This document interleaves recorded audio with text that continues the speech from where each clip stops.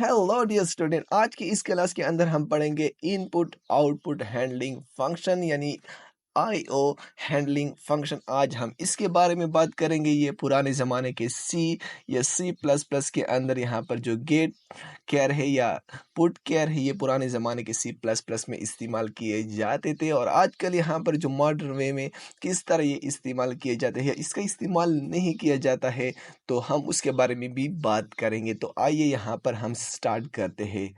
Most commonly used जो आम इस्तेमाल किए जाते हैं कौन से फंक्शन यहाँ पर, वो है गेट केयर या पुट केयर यहाँ पर।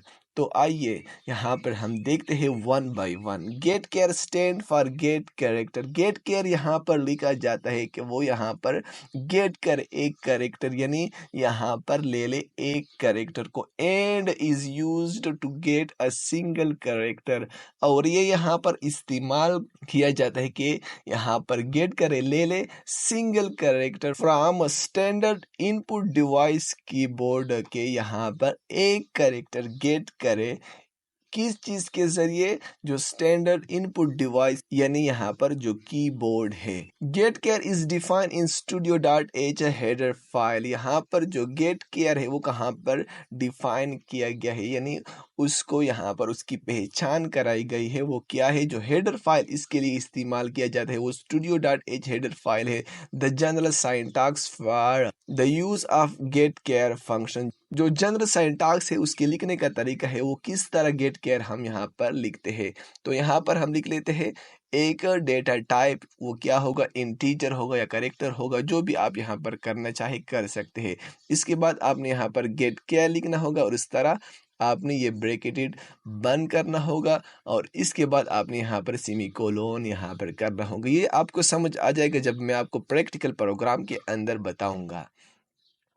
इसके बाद this function gets no parameter. ये कोई पैरामीटर यहाँ पर नहीं लेगा। इन ब्रैकेट्स के अंदर यहाँ पर कोई भी पैरामीटर नहीं लेगा। कौन, गेट केयर यहाँ पर जो है। यहाँ पर देखिए put care is a standard output function. वो क्या है, वो स्टैंडर्ड आउटपुट फंक्शन है। ये जो गेट केयर है ये इनपुट के लिए इस्तेमाल किया जाता है और इसके साथ साथ जो यहाँ पर पुट केयर है वो आउटपुट के लिए इस्तेमाल किया जाता है। डिफाइन इन studio.h हेडर फाइल। उसको यहाँ पर जो studio.h हेडर फाइल है इसके अंदर यहाँ पर उसको डिफाइन किया गया है। And is use to display a single character. ये किस चीज के लिए इस्तेमाल किया जाता है कि डिस्प्ले करे सिंगल कैरेक्टर को। मिसाल के तौर पर ए या बी या सी, सिर्फ एक कैरेक्टर को यहाँ पर वो डिस्प्ले करेगा। मिसाल के तौर पर आप यहाँ पर पूरा नाम लिखे तो वो आपका सिर्फ एक कैरेक्टर यहाँ पर डिस्प्ले करेगा, जो फर्स्ट कैरेक्टर आपके नाम का होगा।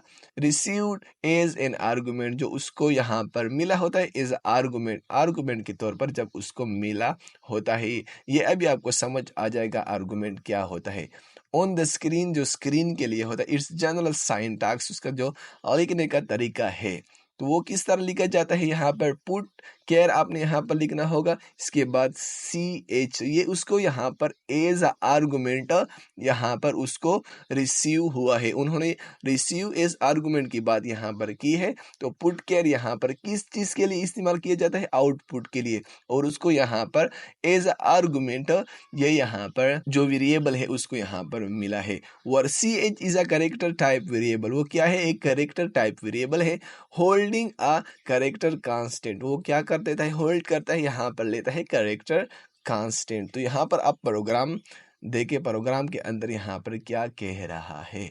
This put care display the character constant.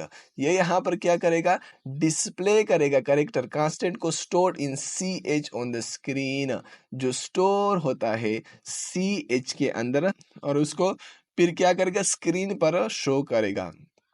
Consider the following example. तो आप इस एग्जाम्पल को यहाँ पर देखें। मैं यहाँ पर एक और एग्जाम्पल भी आपको यहाँ पर दूंगा। तो इसके बाद आप यहाँ पर देखें इस प्रोग्राम को। उन्होंने यहाँ पर हेडर फाइल क्रिएट कर दिया है conio.h। इसके बाद यहाँ पर studio.h उन्होंने यहाँ पर कहा था, जो यहाँ पर गेट केयर के studio.h हेडर फाइल है तो उन्होंने यहाँ पर उसके लिए डिफाइन किया गया है। इसके बाद यहाँ पर iStream.h उन्होंने यहाँ पर जो इनपुट आउटपुट के लिए यहाँ पर कर दिया है। तो उसके बाद यहाँ पर देखिए ये यहाँ पर उन्होंने मेन एंट्री पॉइंट स्टार्ट किया है। जो पिछले प्रोग्राम्स थे उन्होंने उसके अंदर हमने यहाँ पर ये चीज़ें देखी थी। उसके बाद यहाँ पर उन्होंने करेक्टर डेटा टाइप यहाँ पर कर दिया है जिसका नाम है CH। उन्होंने इसके बाद क्या कर दिया है, सी आउट किया है यानी प्रिंट कर दिया है स्क्रीन के लिए। तो उन्होंने यहाँ पर एक मैसेज भी छोड़ा है, इंटर कैरेक्टर फ्रॉम जेंडर। तो आप यहाँ पर जेंडर के लिए कुछ कैरेक्टर यहाँ पर कर दें। उन्होंने यहाँ पर फिर क्या कर दिया है, आपने यहाँ पर गेट केयर लिखना होगा।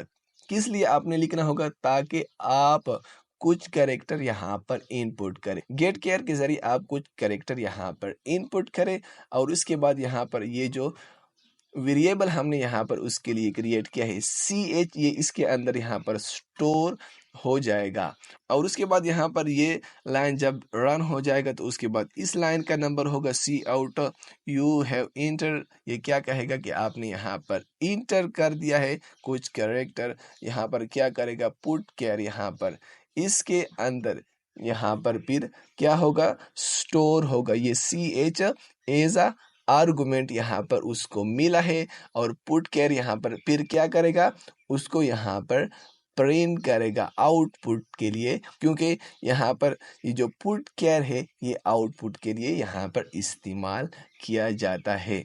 इसके बाद देखिए मैं आपको ये प्रोग्राम भी बताऊंगा जो यहाँ पर आजकल इस्तेमाल किया जाता है। यहाँ पर आउटपुट में क्या होगा, सबसे पहले inter a character from gender. तो आप यहाँ पर कोई कैरेक्टर एंटर करें तो आपने यहाँ पर एम कर दिया, यू हैव इंटर एम। तो उन्होंने क्या कहा है कि आपने यहाँ पर एम एंटर कर दिया है। जब मैं आपको प्रैक्टिकल करवाऊंगा तो समझ आ जाएगा।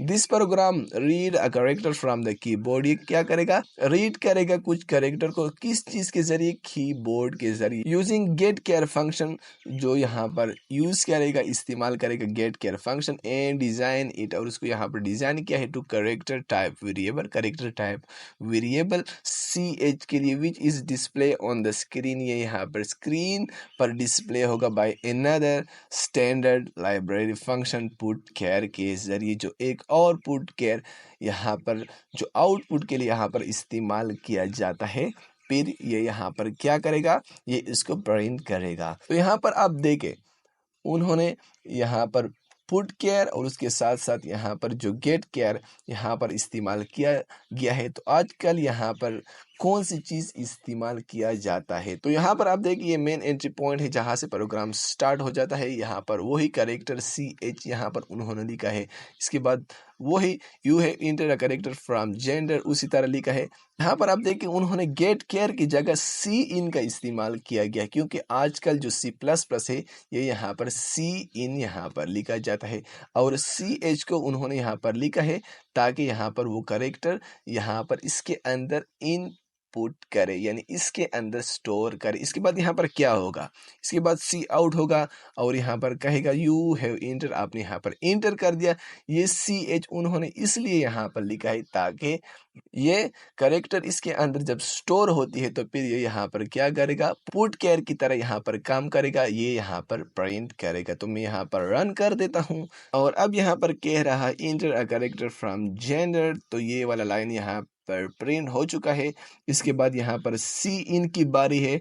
तो ये यहाँ पर CH के अंदर वो कैरेक्टर यहाँ पर क्या करेगा, गेट करेगा यानी जमा करेगा, ऐड करेगा। तो मैं यहाँ पर क्या कह देता हूँ, उसको एम लिख लेता हूँ। यहाँ पर फिर क्या होगा, ये वाला लाइन यहाँ पर प्रिंट होगा यू हैव एंटर्ड। इसके बाद यहाँ पर देके एंटर्ड, सॉरी यहाँ पर मैं Ctrl+Z कर देता हूँ। इसके बाद मैं यहाँ पर आता हूँ, यहाँ पर इंटर प्रेस कर देता हूँ। उन्होंने यहाँ पर क्या कहा, यू हैव एंटर्ड। आपने यहाँ पर एंटर कर दी। इसके बाद यहाँ पर ये CH यहाँ पर क्या करेगा, पुट केयर की तरह काम करेगा और उसको यहाँ पर प्रिंट करेगा। तो हमने यहाँ पर एम प्रिंट कर दिया है। तो उन्होंने क्या कहा कि ये सिंगल कैरेक्टर लेता है। तो मैं यहाँ पर इसको दोबारा रन कर देता हूँ और यहाँ पर मैं लिख लेता हूँ